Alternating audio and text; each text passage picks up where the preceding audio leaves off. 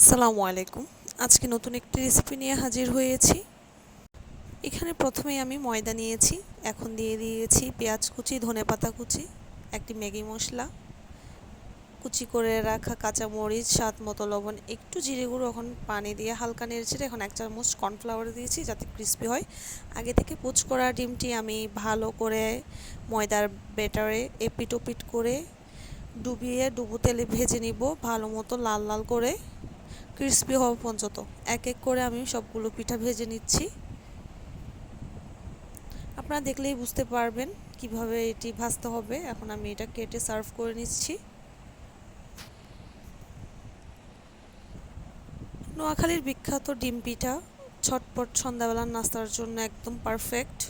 এটির সাথে আমি কাঁচা আমের শরবত বানিয়েছিলাম। যেহেতু অনেক গরম পড়েছে, এই গরমে কাঁচা আমের শরবত আসলেই স্বস্তি দেয়। যে যেখান থেকে আমার পেজটিকে দেখছেন আমাকে ফলো করবেন। ধন্যবাদ।